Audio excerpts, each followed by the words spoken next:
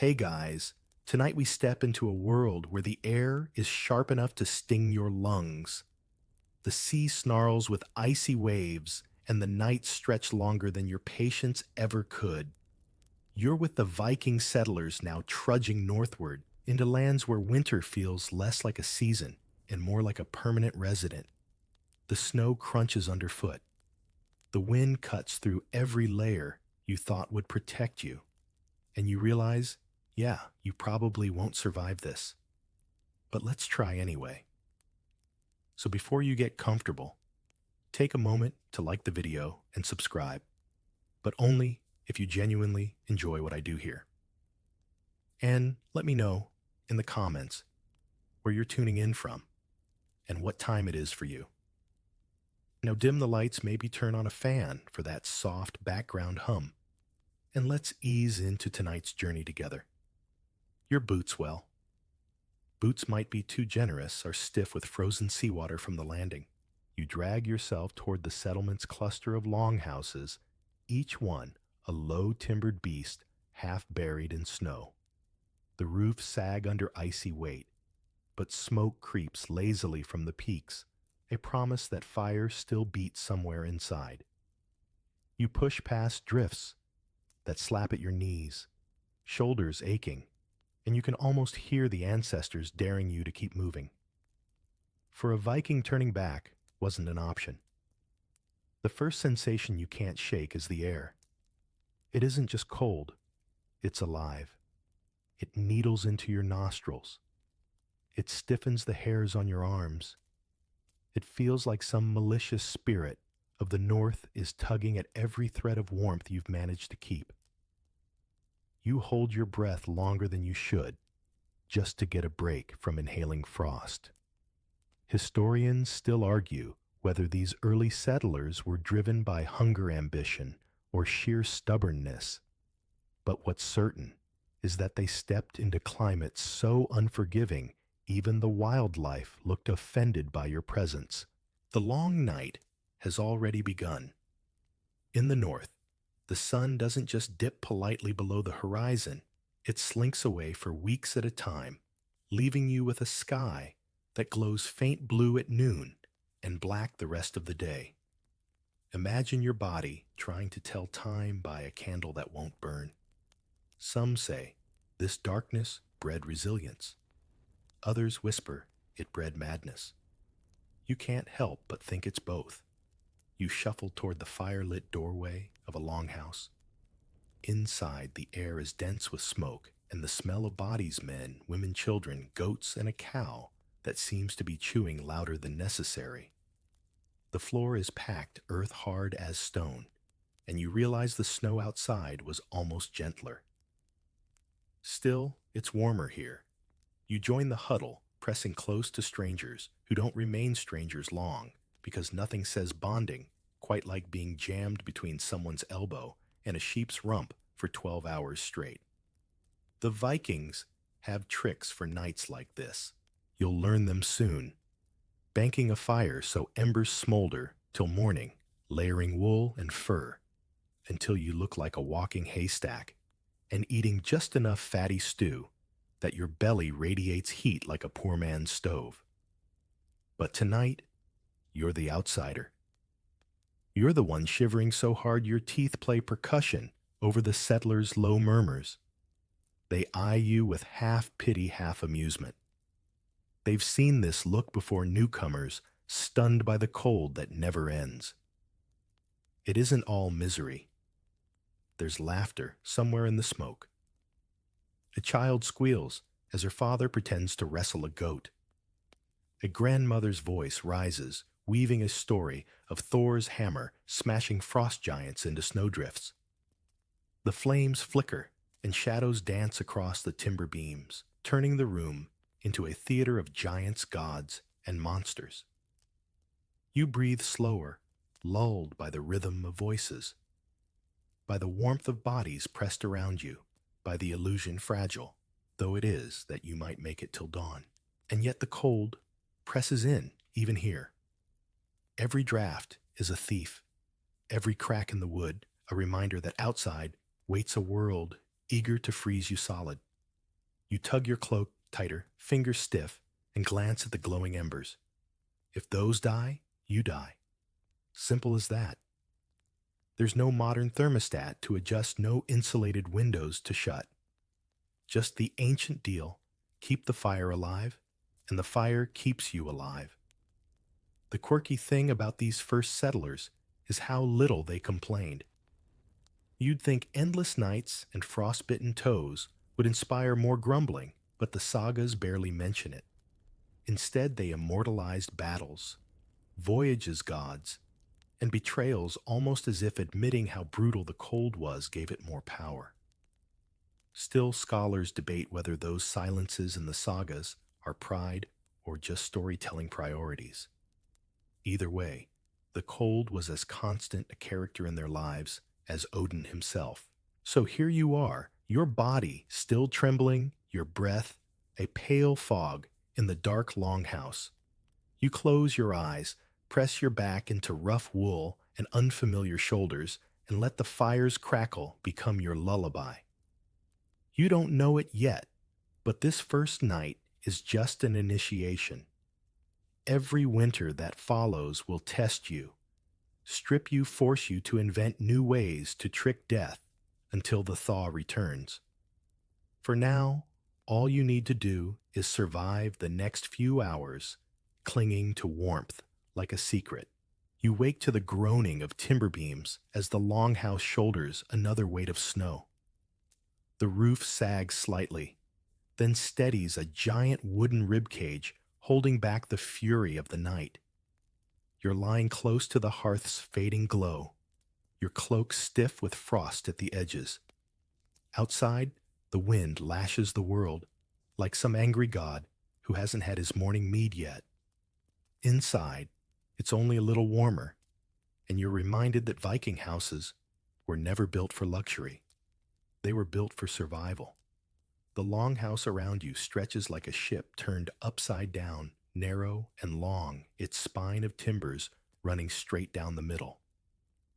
Every crack between planks whispers a draft. You tug your blanket higher, knowing well that these walls leak warmth almost as quickly as the fire can make it. Still, compared to the frozen dark outside, this space is a fortress. Not beautiful, not comfortable, but fiercely practical. Historians still argue whether these longhouses were inspired by ship design or grew independently from the settlers' building traditions, but either way, the resemblance isn't lost on you. Here, you're a passenger on winter's endless voyage. Your nose stings from the smell of smoke and wet fur. The hearth sits at the center, a pit lined with stone still smoldering under yesterday's ash. The smoke lingers because chimneys haven't been invented yet, not in this world. Instead, the haze curls upward, searching for cracks in the thatched roof. You cough, then smile faintly, realizing this choking mist also drives away fleas and lice. A side effect, but a welcome one. You can almost call it the Viking version of pest control. Marinate in smoke until your parasites surrender. Children stir nearby, kicking straw and muttering in sleep. Their beds aren't beds at all, just piles of hay strewn across the dirt. You shift your weight, and the ground reminds you it's still frozen solid beneath. Every creak in your body echoes in the silence, and you wonder how these settlers ever managed to rest in such conditions. But you notice something else. The walls themselves are alive with insulation. Peat moss clay, and sometimes even animal dung, have been packed into gaps, sealing against the cruel drafts. Quirky, yes, but effective. And no one complains about the smell, not when toes are at stake. A mother stirs from the corner, rising to check the embers. She stokes them with care, piling on peat and wood chips, coaxing a faint glow back into flame. You watch as sparks leap upward, illuminating the rafters where bundles of dried fish and herbs hang. This isn't just a house. It's storage, kitchen barn, and fortress rolled into one. The family goat bleats softly, shifting its weight near the wall, while a cow exhales steam into the chill. The animals are more than company. They're insulation-breathing blankets with horns. The roof creaks again, snow sliding down in heavy sheets. For a moment you imagine the weight, breaking through, dumping icy death on the sleeping crowd. But the timbers hold.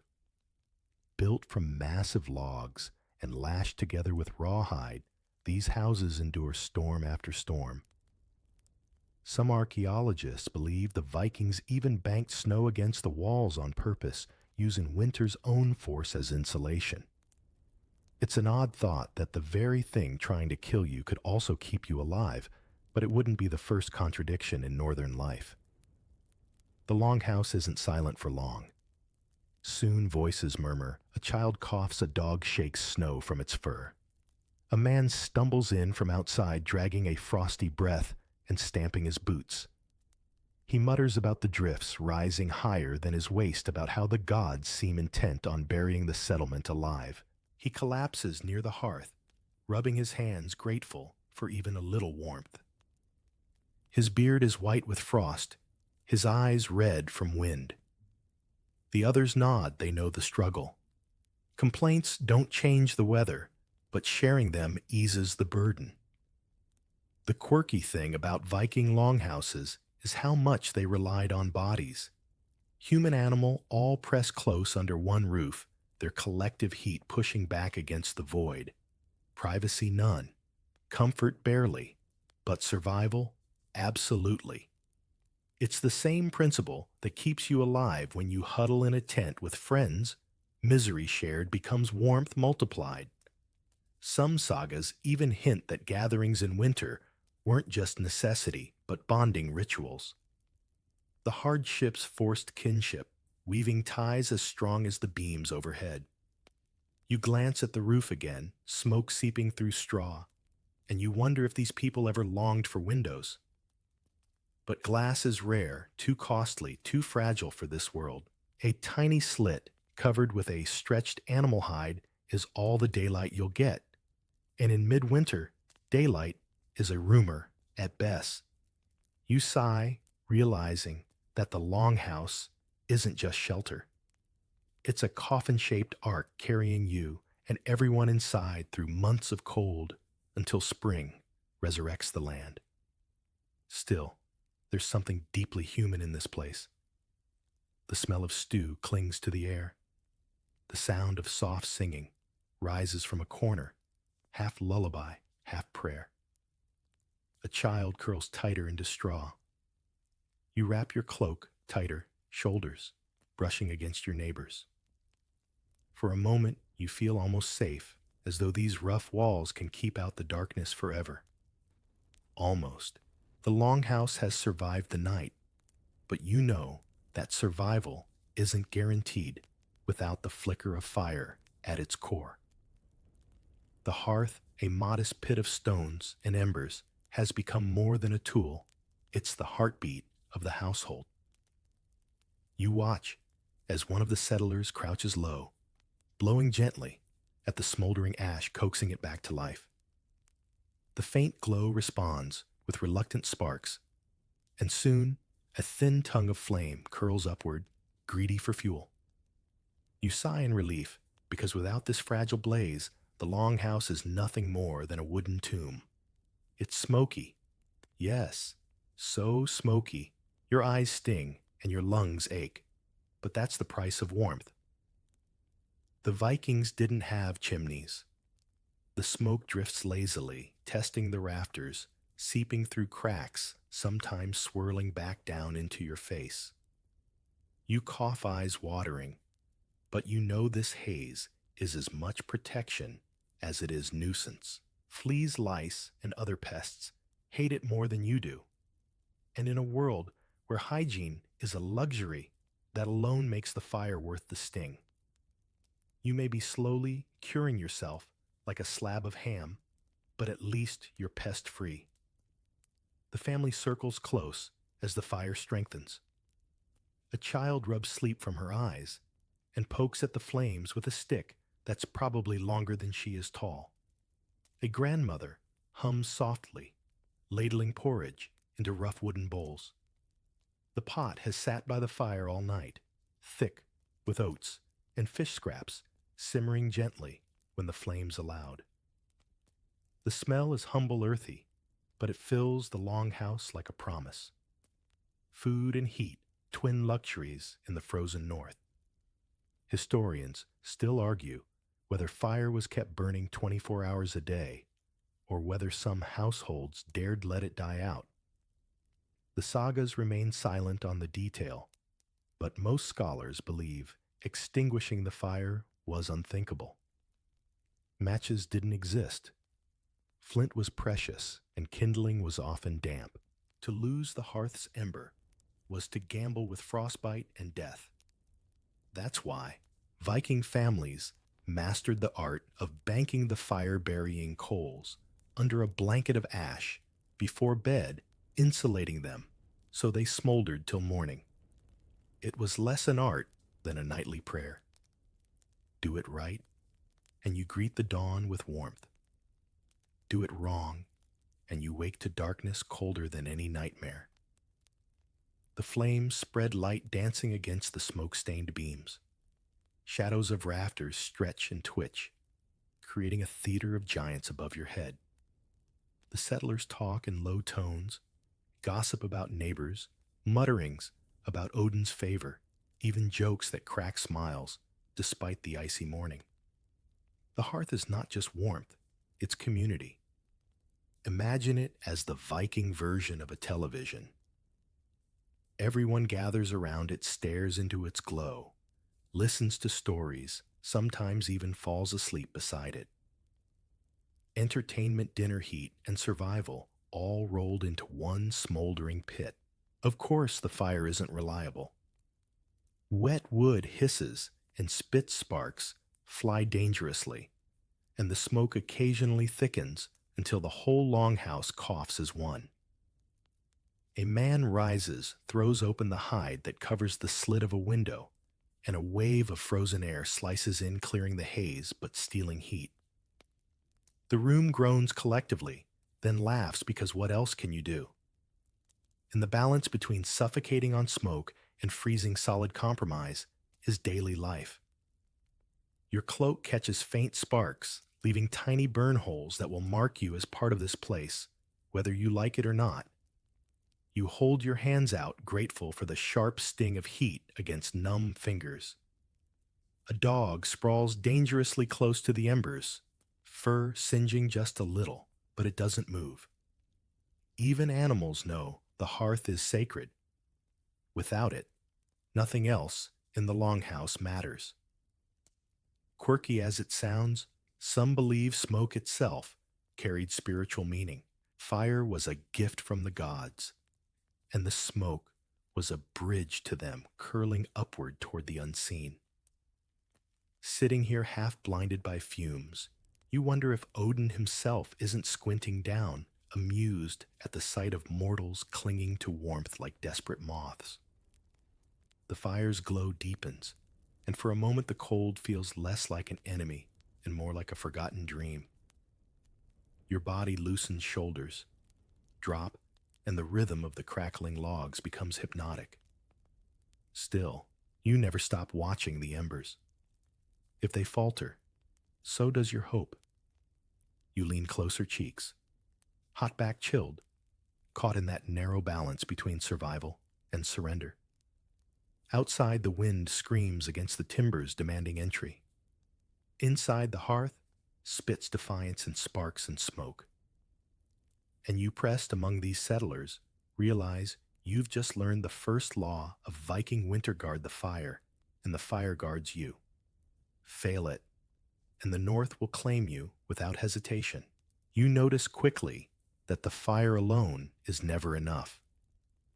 Its glow warms the air and flickers, but the cold still pushes through every crack in the walls. The Vikings knew this, and they had a solution that feels equal parts brilliant and miserable. Bring the animals inside. At first, you think it's just a goat or two near the doorway. Then you realize the low rhythmic sound you've been hearing isn't just snoring settlers, it's the steady breathing of cows. A sheep shuffles its hooves against the packed dirt floor, and the unmistakable smell of dung hangs in the smoky air. It's jarring at first, but then it hits you. This is central heating Viking style. The longhouse isn't divided by neat hallways or separate bedrooms.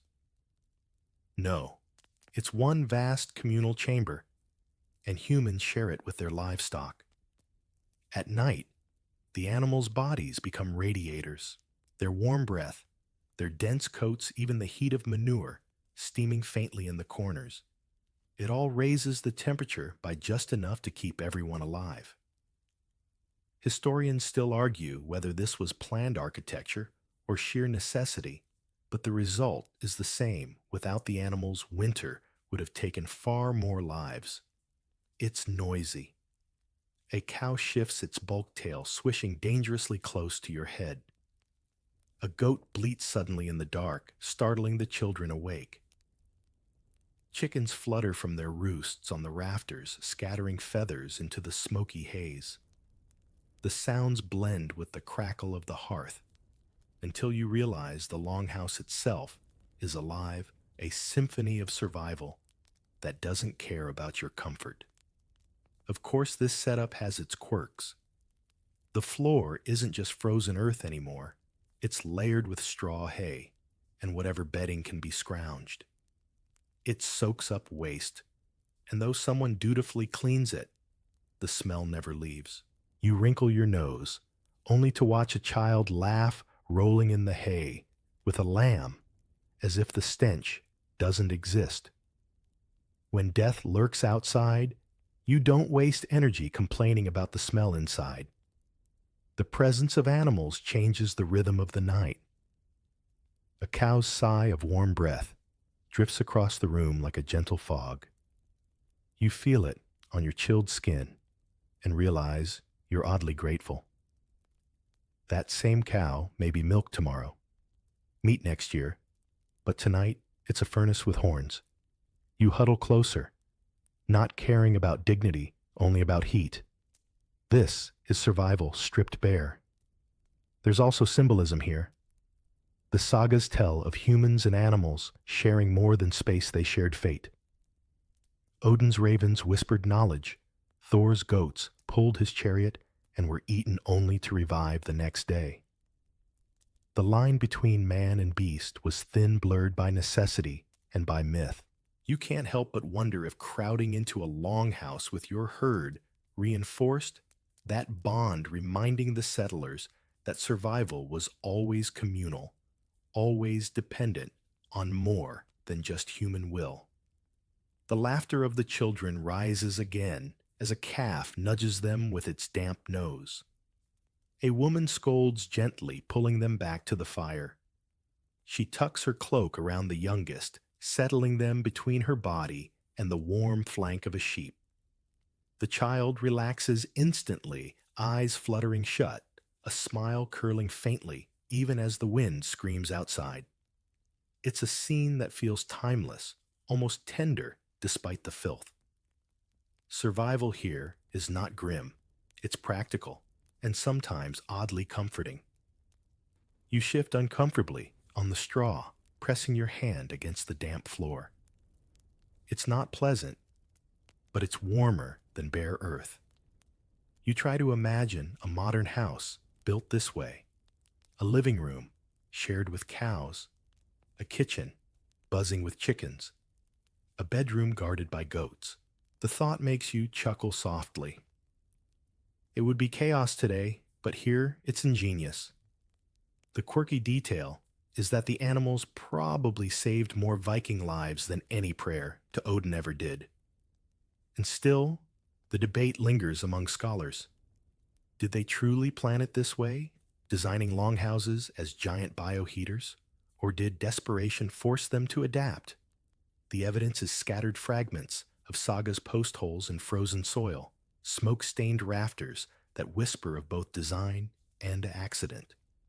But as you sit here, leaning against a cow that couldn't care less about your existence, You realize the answer doesn't matter. Planned or not, it worked. The fire crackles again, sparks leaping into the smoky air. A cow shifts size and settles into sleep.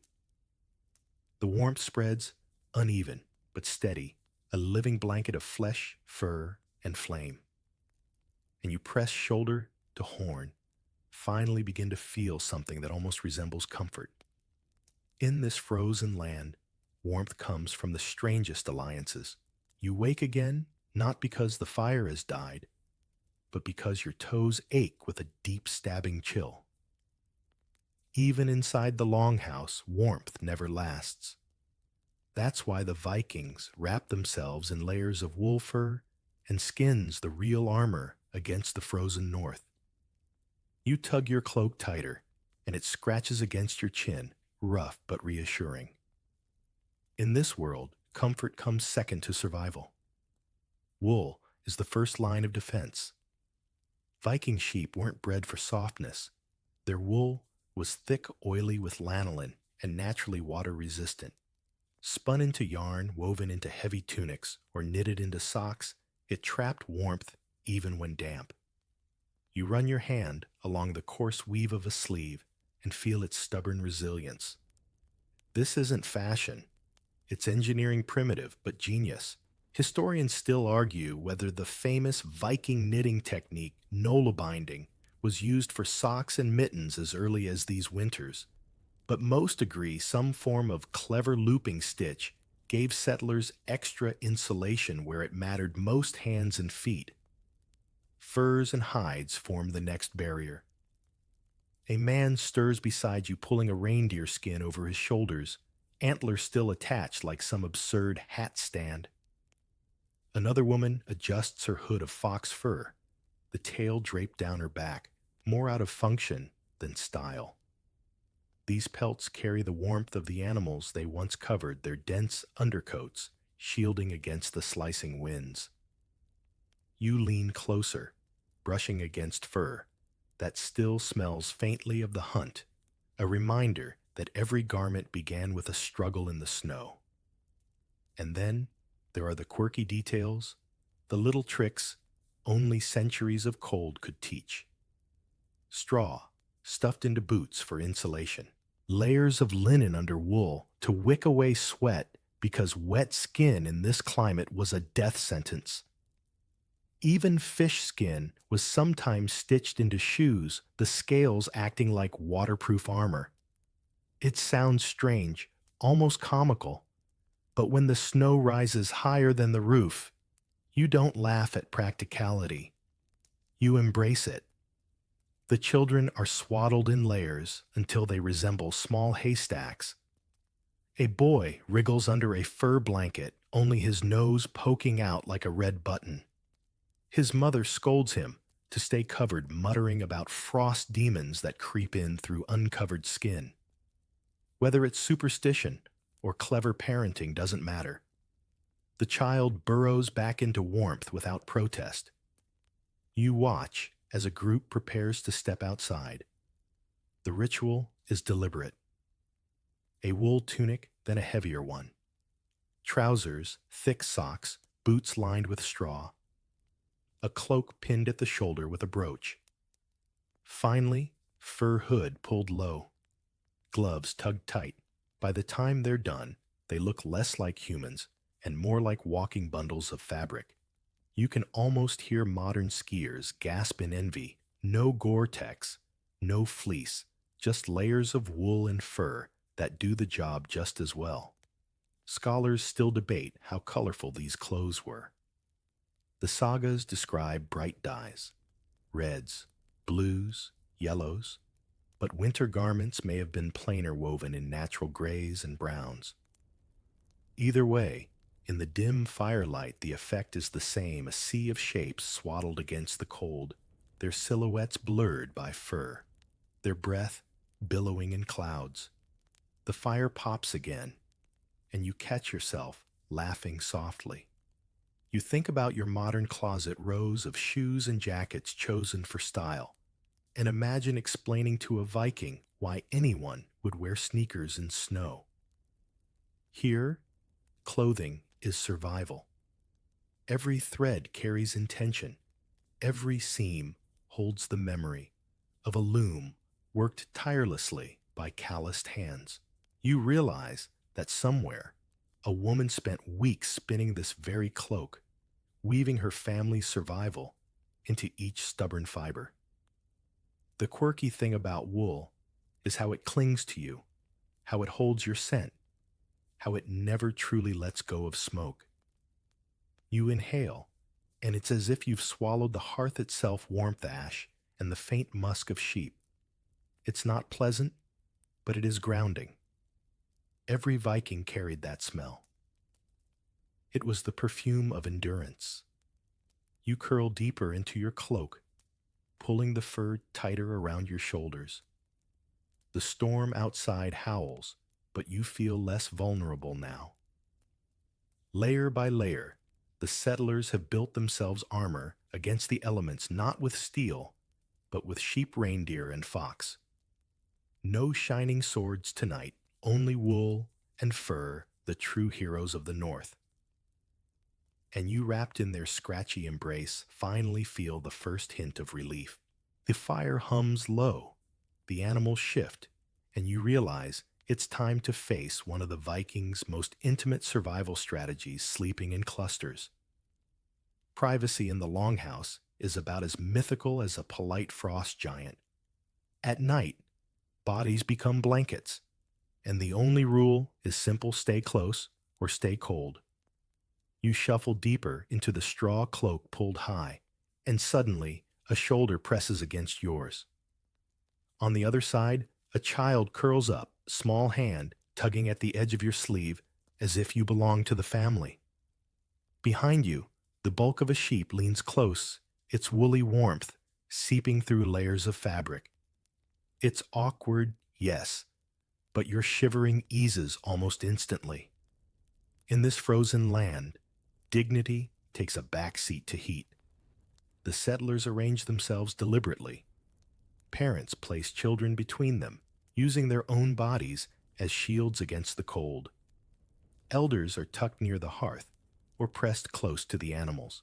Young men, less fragile, often take the drafty edges, where cold air sneaks in through walls. It's a choreography of survival practiced every night until it becomes second nature. Historians still argue whether this arrangement was rigid tradition or simple instinct, but the evidence from sagas and archaeology points to one truth: the Vikings understood human heat as a resource too precious to waste. The sensation is strange at first. Limbs tangle, cloaks overlap, and the air fills with the rhythm of breath snores and the occasional grunt of a goat. You might expect resentment, but instead, there's laughter. A child giggling when someone's beard tickles their ear, a woman shushing playfully, a man muttering about elbows in his ribs. The intimacy doesn't weaken them. It strengthens bonds, weaving family and community tighter than any wool thread. There's a quirky detail here, too. Bedding wasn't just straw and hides. Archaeologists have found remnants of herbs like tansy and heather mixed into sleeping pallets. These plants repelled insects, added softness, and maybe even carried a sweet scent that cut through the stink of livestock. You can almost smell it now, faint but soothing, a natural Viking sleep aid tucked beneath your head. As you settle into the huddle, you notice the rhythm of warmth. The center is cozy, almost too hot at times, while the edges bite with chill. People shift throughout the night, rolling inward, pressing closer, redistributing heat. It's messy, imperfect, but it works. You feel your shivering ease, your body sinking into the warmth of others, your breath joining the cloud of steam that rises from the group. And yet, even here, danger lingers. If someone rolls too far from the cluster, if a child wriggles out of their blankets, the cold finds them instantly. Death from exposure wasn't only outside. It could creep into the longhouse if vigilance failed. Mothers check their children in the dark, tugging cloaks higher, whispering protective charms. Stay near, stay warm, they murmur, half prayer, half command. Your mind drifts as the fire crackles and you think about modern bedrooms, pillows, fluffed blankets, layered thermostats glowing softly on the wall. You can't help but laugh at the thought of a Viking waking in your world, staring at a bed big enough for one person and asking, why waste all that heat? For them, warmth was communal, sleep was shared, and comfort was never individual. It was survival stitched into human closeness. The night deepens. Someone snores loud enough to shake the rafters. A child kicks in their sleep. The cow shifts again, its bulk pressing warmth through the group. You sigh, letting your body sink into the nest of cloaks, fur and straw.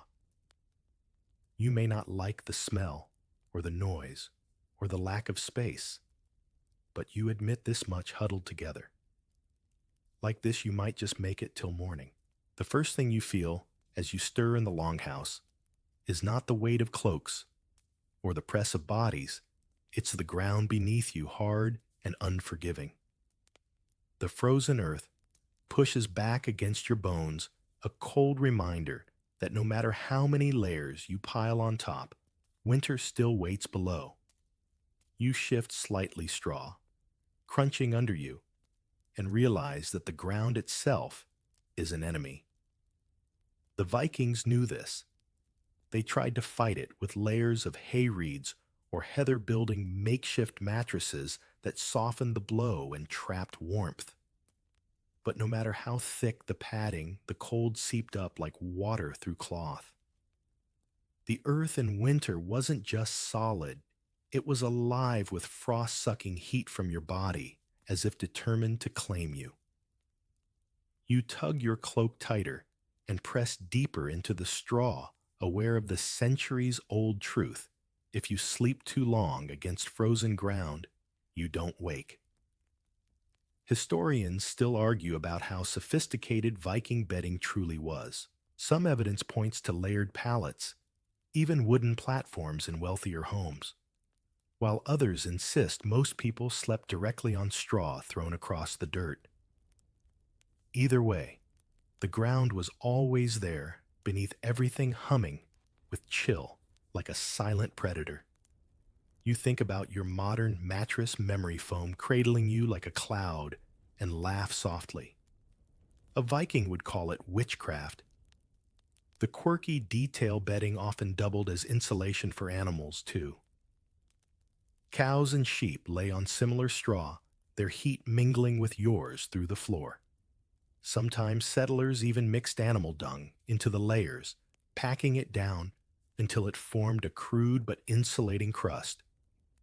You wrinkle your nose at the thought, but you also admit when survival is the goal, you stop being picky about what keeps you warm. The ground has other effects too. The dampness seeps into your cloak, making the wool heavy, your skin clammy. Every shift of position releases a faint smell of mold and earth. Children cough in their sleep.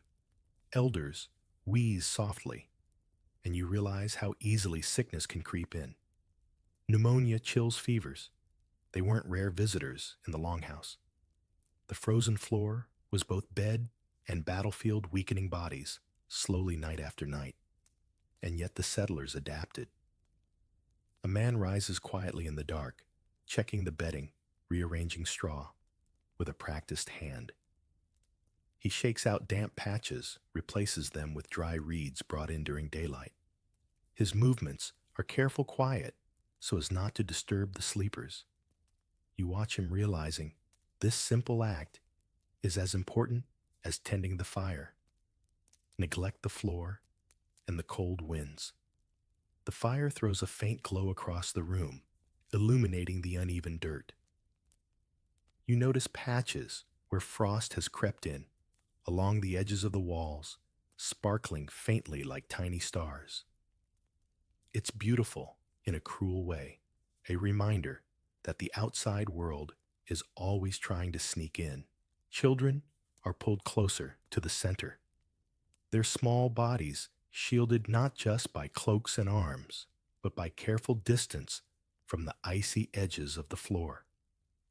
You press your palm against the earth and feel its stubborn chill. It's like touching stone carved from winter itself. You withdraw, quickly shaking the numbness from your fingers, and pull your cloak tighter around you. Every Viking knew this sensation. The earth beneath them was both foundation and foe. Some sagas even liken the ground to a giant's back cold, and merciless a being you could never conquer, only endure. Sleep comes in fits here. You roll stretch curl, always seeking a spot less damp, less cold, but the earth finds you each time. Your body aches from it. In the morning, bones, stiffened muscles, sore joints, swollen from lying on frozen soil. And yet the settlers wake, laugh, stretch, and move on with their day as if such discomfort were nothing. Maybe it was, when every night threatened death. Mere aches were small complaints. There's a kind of resilience here you can't help but admire. The settlers didn't dream of feather beds or heated floors. They dreamed of enough straw, enough cloaks, enough fire to get through one more night. Comfort wasn't measured in softness, but in survival. You realize, as you curl deeper into the scratchy bedding, that the very act of lying down and rising again was a victory. Quirky as it sounds, some evidence suggests settlers laid animal hides fur side down against the ground, believing it trapped warmth more effectively. Imagine stretching out on a bearskin, the fur against the soil, the leather beneath you, a primitive but clever barrier against frost. Did it work? Perhaps. Did it feel grand? Likely not. But when the ground is trying to freeze you, even an inch of fur can feel like a miracle. Your breath fogs in the air, hovering just above your face, before fading into the smoky haze. Around you, the settlers breathe in unison, the sound, steady, rhythmic human life defying the earth's pull. The fire sputters, a goat shifts, a child mutters in her sleep, and all the while the ground hums its icy song beneath. You think again of your modern bed springs mattress toppers, maybe even an electric blanket. And then you think of here, this longhouse, this frozen soil disguised as floor. It's humbling. It makes you wonder if maybe you'd last a single week, pressed against such merciless earth, rising each day with joints aching and lungs filled with smoke. You probably wouldn't, and yet the Vikings did. In the end, you stop fighting the ground. You lie still, surrendering to its chill, but clinging to the warmth of bodies beside you. That's the Viking way. Not conquering the cold, not conquering the earth, but enduring them, weaving survival from discomfort. As you drift again toward sleep, you realize that in this frozen land, victory is measured in mornings. And tonight, with luck, you'll see another one. The smell hits you first rich earthy and faintly smoky. Even before your eyes fully open, your stomach growls, reminding you that warmth alone isn't enough to survive the northern nights. Food is just as crucial, maybe even more so, because without fuel in your belly, the fire inside you dies faster than the embers in the hearth. Tonight the longhouse smells of stew, thick and slow-cooked, a humble feast against the backdrop of winter's cruelty. You sit up brushing straw from your cloak and peer toward the hearth. A pot hangs over the coals, its iron sides blackened from countless meals. The steam rising from it curls into the smoke-drenched rafters. Inside the stew is simple dried fish, rehydrated root vegetables dug up months earlier, maybe a chunk of salted meat saved from autumn slaughter. It's not fancy, not delicate, but it's heavy, sustaining the kind of food that clings to your ribs and gives you the strength to endure the cold. A woman stirs the pot, her wooden spoon moving slowly, rhythmically. She hums as she works, adding pinches of herbs dried during the brief summer. Dill, maybe, or wild garlic. The scent sharpens, filling the longhouse, and you feel your hunger sharpen with it. Children shuffle closer bowls in hand, their eyes bright despite the dim firelight. You smile, realizing food is not just sustenance here, it's anticipation, community, and comfort all in one. Historians still argue whether Viking meals were eaten twice a day or 3 times. But in winter, the answer likely depended on what stores remained. Grain-salted fish, smoked meat, and hearty vegetables formed the backbone of their diet. Dairy, too, when animals could spare it. If the summer was good, the larders were full and bellies stayed rounder. If the harvest was poor, nights stretched long, with hunger gnawing louder than the wind. Survival was a gamble measured in meals. The quirky detail is how inventive these settlers could be. They brewed ale thick enough to chew, drank sour whey from cheese-making, even gnawed on dried seaweed when options ran low. Archaeological finds revealed charred bread baked from barley or rye, often gritty with sand or chaff, because milling was crude. Imagine biting into a loaf that doubled as exfoliation for your teeth. You chuckle knowing the settlers weren't bothered, they needed calories, not Michelin stars. You watch as bowls are filled, steaming portions ladled out carefully. Children are served first, then elders, then the rest. There's an order here, unspoken but strict. Those most vulnerable get fed before those most capable. It's fairness born of necessity. A father can endure one more night with an empty stomach, but a sickly elder or a fragile child might not. Food is rationed as much by compassion as by logic. You take your bowl, the wood warm against your palms, and lift it to your lips. The stew scalds at first, then settles into you with slow burning heat. The fish is salty, the root vegetables soft, the broth thick from oats or barley. It's heavy filling, exactly what your body craves. You swallow greedily, ignoring the way smoke stings your eyes, and feel warmth spread from your stomach outward. For the first time in hours, you almost forget the cold pressing at the walls. A man across the fire raises his bowl and mutters a toast not to the gods, but to survival. The others nod, murmuring their agreement, clinking bowls softly. It's not a grand ritual, just a small act of gratitude. In the sagas, meals are often backdrops to battles and feasts of kings, but here in the humblest longhouse, every bite is as heroic as swinging a sword. The conversation begins as the food is eaten. A grandmother tells a story of summers past, of wild berries so plentiful the children stained their mouths purple.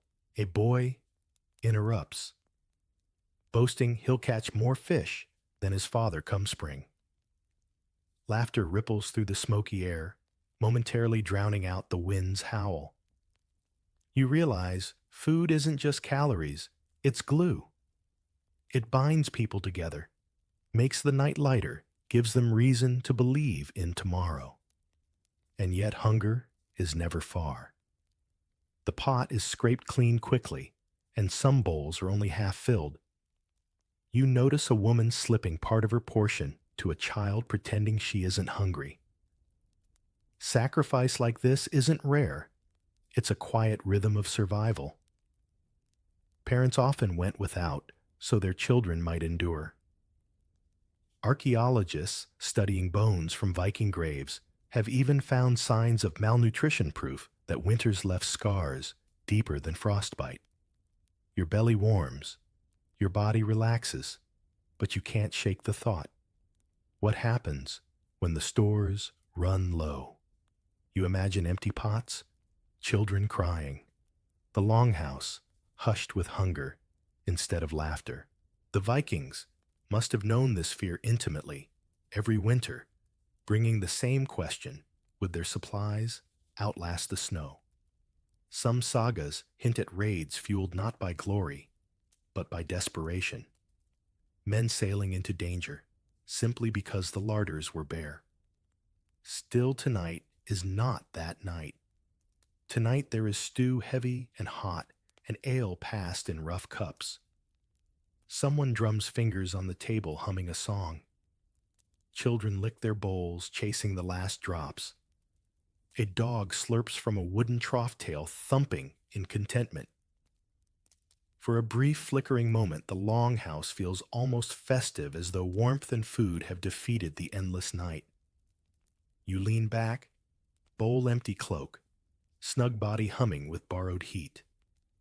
The fire glows brighter, fed with new logs, and the chatter lingers like an aftertaste. Hunger will return, cold will return.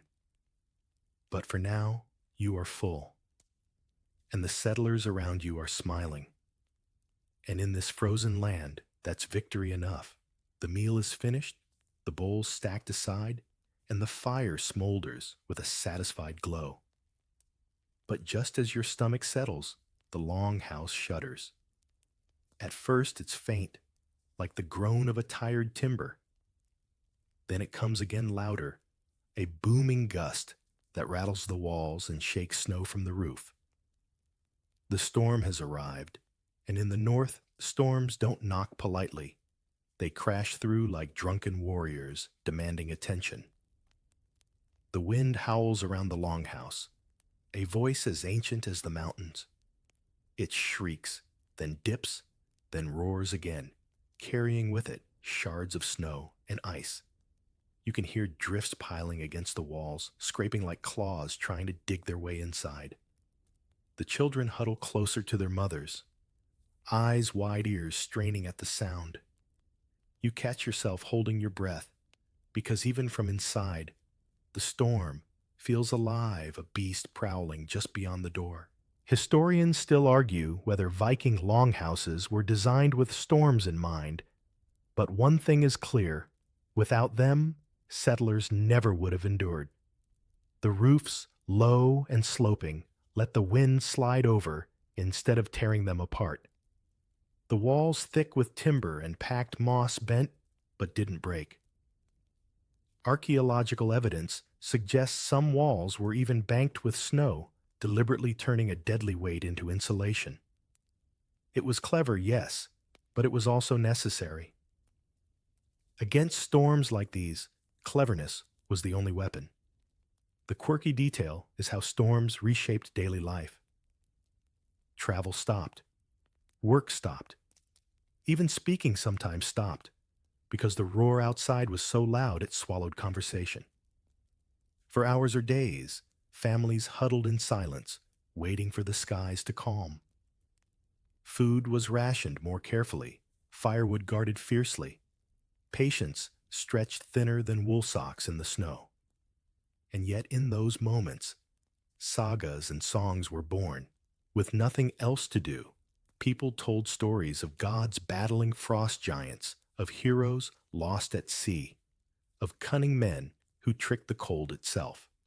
The storm outside may have been merciless, but inside imagination became its own form of shelter. You glance at the doorway, where a thick wooden plank bars the entrance. Snow creeps through the cracks, dusting the threshold in white. A man rises, pulls his cloak tighter, and braces it with another beam. He mutters something about Thor's anger, half prayer, half joke. The others chuckle nervously, because when the world outside screams like this, it's easier to believe in gods than in chance. The fire sputters, threatened by the drafts, but a woman leans forward quickly, shielding it with her body as she adds another log. Sparks leap upward, defying the cold wind that slithers through the gaps. You realize the fire isn't just heat now, it's defiance. every flame is a small rebellion against the storm's howl. If the fire dies, so does morale, and so in a way does hope. Children cling to their elders. One begins to cry, frightened by the thunderous gusts. The grandmother hushes her, pulling the child close and beginning a story. Her voice rises steady calm, threading through the noise. She speaks of Skadi, the goddess of winter, who hunts across the mountains with her bow. The storm, she says, is just Skadi's laughter, and if you laugh back, she cannot harm you. The child sniffles, then smiles faintly. Around the hearth, a few adults chuckle softly, playing along their laughter, weaving with the storm's roar. Still, the danger is real. Storms could collapse roofs, trap families inside, or bury livestock alive. Archaeological digs in the north have revealed settlements abandoned abruptly, perhaps after winters too fierce to endure. You imagine waking to a doorway sealed shut by ice, weeks of food dwindling, firewood soaked, and the storm still raging. The thought sends a chill down your spine, deeper than the cold itself. Yet the settlers here don't despair. They endure. They mend clothing by firelight, twist rope, carve small tools. They share stories, sing songs, even play games with carved bone pieces. It's a strange kind of resilience to make the storm an excuse for closeness rather than collapse. You realize that while the wind shrieks outside, the inside of the longhouse grows warmer with each shared laugh, each whispered tale, each bowl of stew stretched further than it should go. Modern minds might call this madness, huddling for days in smoke and stink, while the world outside tries to bury you alive. But maybe there's wisdom in it too.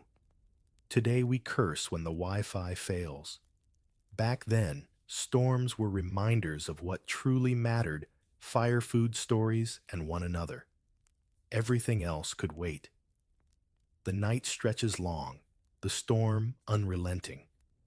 Snow slams against the roof, again sending tremors through the beams. You huddle closer, listening to the layered sounds, the scream of wind, the crack of timber, the steady crackle of fire, the soft murmur of voices. It's overwhelming and intimate all at once, a symphony of survival. Eventually, your eyes grow heavy. The storm still rages, but your body relaxes, lulled by the rhythm of breath around you. You sink into the straw cloak, wrap tight, fire's glow, painting your dreams. Outside, the world is chaos, white and endless, but inside, you are cocooned in resilience. And tomorrow, when the storm dies, the longhouse will still be standing. That in itself is a victory worth remembering. The storm fades, but something heavier lingers. You wake to silence, not because the world is calm, but because the world has gone dark, utterly, endlessly dark. In these northern winters, night is not a visitor that comes and goes. It is a tenant moving in for weeks, sometimes months, leaving only a few hours of dim twilight as rent. You rub your eyes, but it makes no difference. The longhouse is swallowed in shadow, firelight the only island of color. The settlers know this rhythm well. They do not measure time by clocks or calendars, but by the cycle of light and dark. And in winter, the cycle tips cruelly toward darkness. The sun may crawl above the horizon for a brief hour, casting a dull orange glow, before sliding away again as if ashamed. You step outside briefly, pushing the heavy door open, and the air slaps you like a wall of knives. The sky above is not black, but a shifting gray, heavy with clouds. The snow glows faintly, reflecting what little light exists, but it is not enough. You squint, and already your lashes freeze. Within minutes you retreat, grateful for the smoky warmth of the longhouse.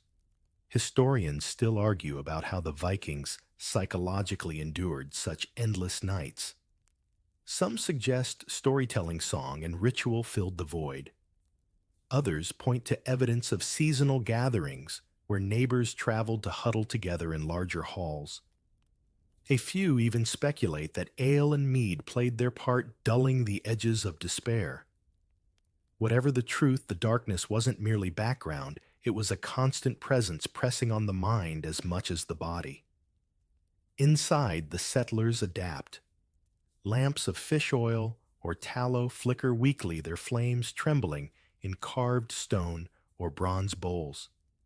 The smell is acrid, smoky, and greasy, coating the air with a heaviness that clings to hair and clothes. But without them, the darkness would win. The glow is dim, uneven, painting faces in gold and shadow eyes shining like embers. It is enough to work, to sew, to carve, to eat, but never enough to forget that beyond the walls lies a void. The quirky detail is that the Vikings may have embraced the dark in strange ways. Some scholars suggest they used the long nights for crafting storytelling, even courtship. In sagas, winter feasts and gatherings are often moments of decision marriages, arranged alliances, forged disputes settled. Darkness, rather than a prison, became a stage. Perhaps the lack of light stripped away distractions, leaving only each other, fire and words. You sit near the hearth listening.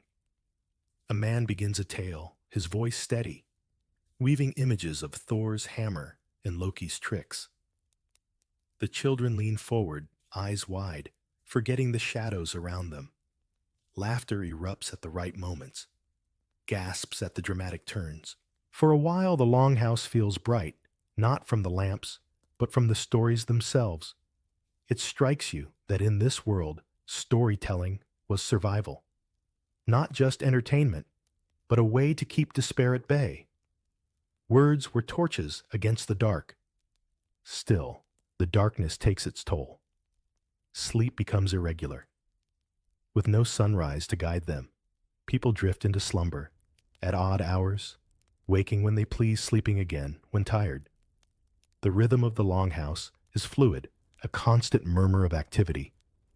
Someone snores while another sharpens a blade. A child naps while her mother spins wool by lamplight.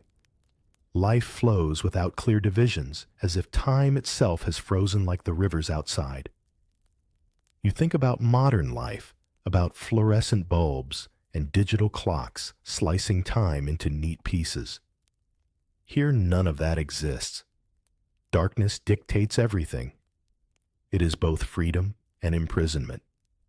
You could sleep 12 hours or two, it hardly matters, but the endless night weighs on your spirit, whispering doubts. Will the sun return?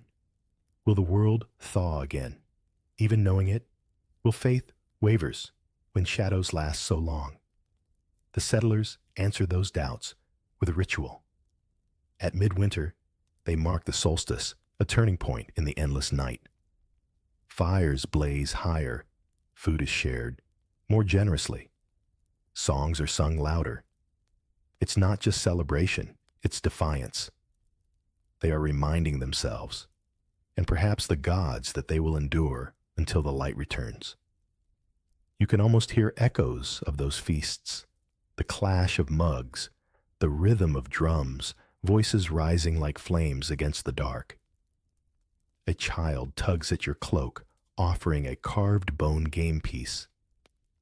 You join the circle, tossing knuckle bones across a board scratched into the dirt floor. Laughter bursts as someone cheats, blatantly caught in the act. For a few moments, the darkness is forgotten, replaced by joy that feels as warm as fire. It's humbling. You realize that resilience is not always about strength. Sometimes it's about choosing to laugh when the night insists you should despair. The lamps sputter again, oil running low. A man sighs, scraping the last of the tallow into a bowl. Light dimmed shadows grow longer, and the longhouse surrenders once more to gloom. But no one panics. They simply adjust, huddle closer to the fire, lean on each other, and carry on.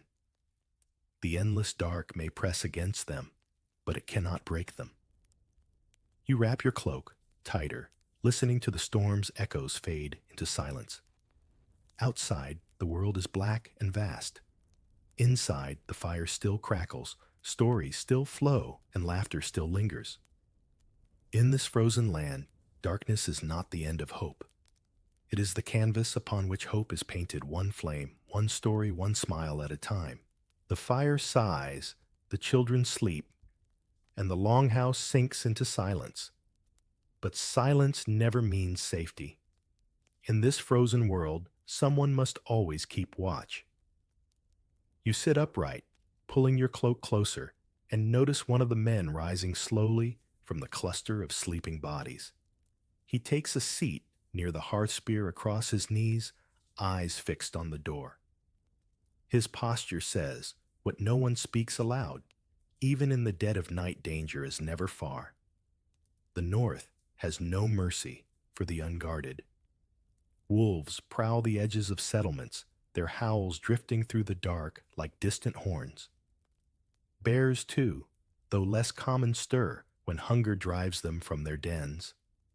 And there are human threats, raiders, outcasts, or even neighbors desperate enough to steal food when their own supplies run thin. To sleep unguarded in such a world is to invite disaster. Historians still argue how formal Viking night watches really were. Some sagas describe warriors rotating in shifts, guarding fire and doorway alike.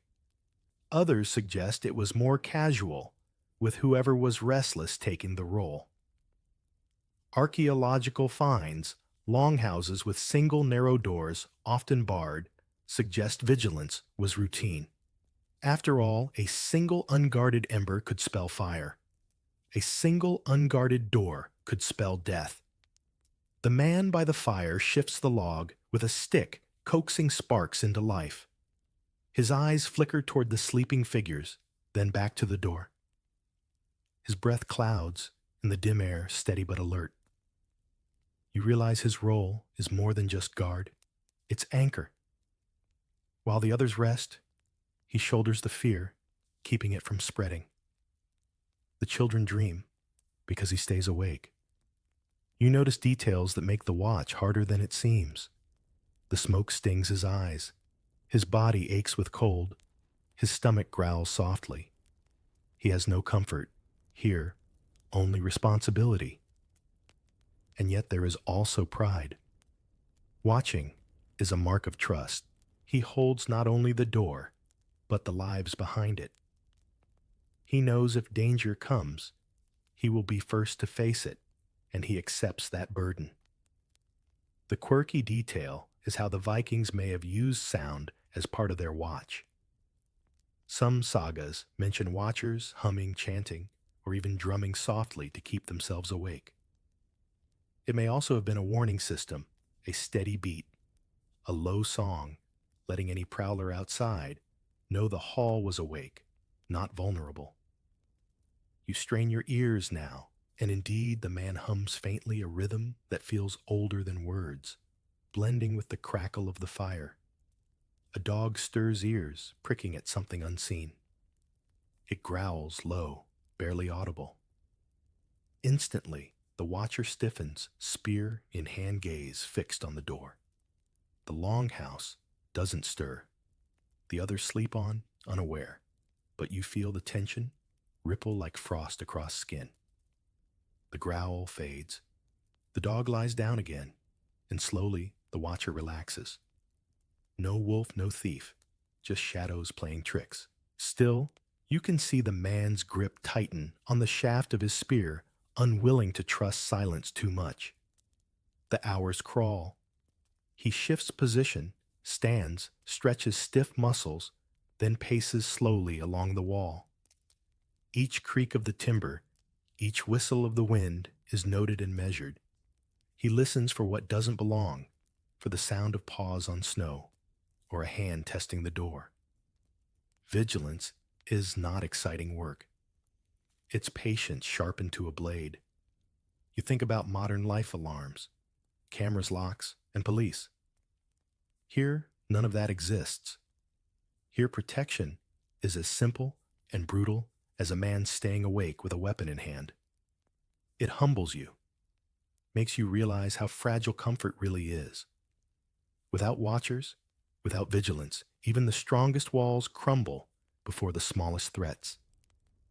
The fire dips again, and the watcher moves quickly, feeding it another log. The glow brightens, shadows shrink, and you feel the tension ease slightly. Fire is not only warmth here, it is deterrent. Predators avoid flame. Thieves hesitate when they see light. The hearth is both weapon and shield, and the watcher knows it. Eventually, another man stirs, rubbing his eyes.